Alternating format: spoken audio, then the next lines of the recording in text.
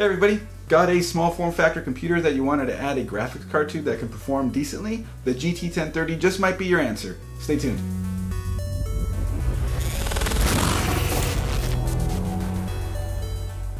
We decided to check out the GT1030.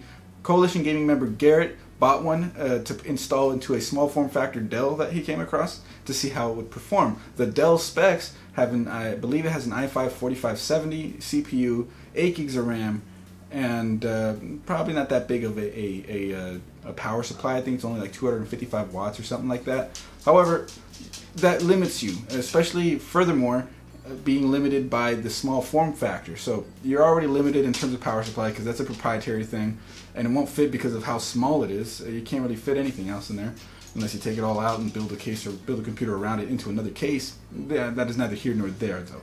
Anyways, so finding a small form factor graphics card could be a bit of a challenge because you don't have a lot of options, and I know right now probably your best option is a 1050 Ti, but they're pretty expensive for what you're getting with that one, especially because the RX 470 starts to encroach into the price range that the 1050 Ti's are at, and the RX 470 just beats the crap out of a 1050 Ti. Anyways, a GT1030 I was hoping would outperform a 750 Ti because that's like the go-to for people in this situation. It didn't quite outperform it from the comparisons that I've seen online. However, it did do a pretty good job of keeping up with it in a card that it resides in a space designed for basically integrated graphics replacement. So Pascal in this graphics card is really powerful, and it leaves me wondering, is there a 1040 coming? Anyways, let's check out the benchmarks.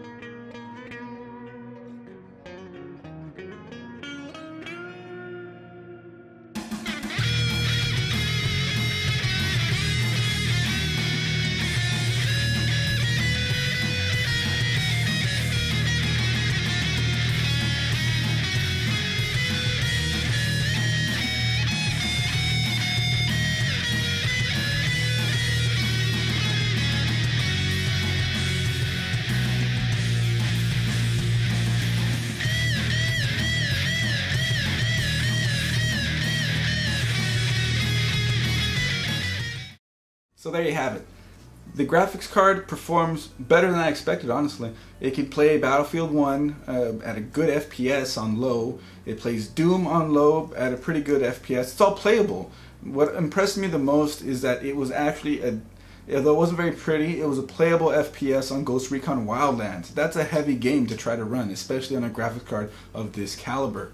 PlayerUnknown's Battlegrounds runs surprisingly well, although you can tell that it's struggling a little bit. It does maintain over 30 FPS, and I played a full match in solo queue on it and finished in 17th place out of the whole match. So, you know, that's not that bad, especially just playing on a whatever system with this graphics card that I don't even use that system. It's just a whole another thing to me. So I didn't do too bad. I killed a few people. It worked out. So as far as playability, it's great. Overwatch was very impressive on this graphics card. It ran great, up to about 100 frames per second. So if you wanted a graphics card for a computer that you got as a hand-me-down, something that you got a good deal on, a small form factor office computer, something like that, and that's what you got. You didn't get a mid-tower, you didn't get a normal traditional computer, you got the small form factor guy. The GT 1030 is probably your best option, right there next to a 750 Ti. Personally, I'd go with the GT 1030 just because it's more modern. Sort of sucks that you don't get any support from like Geforce Share or anything like that, no shadow play features, but it is what it is. So for Overwatch, esports games, CSGO, Rainbow Six Siege ran great as well. All of those games that you might want to play just to have fun with, it's great. If you wanted to dabble in the heavier games, it could do it. You can get an idea of what you want and then just kind of go forward from there. So anyways, that does it for me. If you like this video, make sure you click that like button, leave a comment, and let's talk about it, and subscribe for more. There's always more coming. So I will see you guys next time. Bye.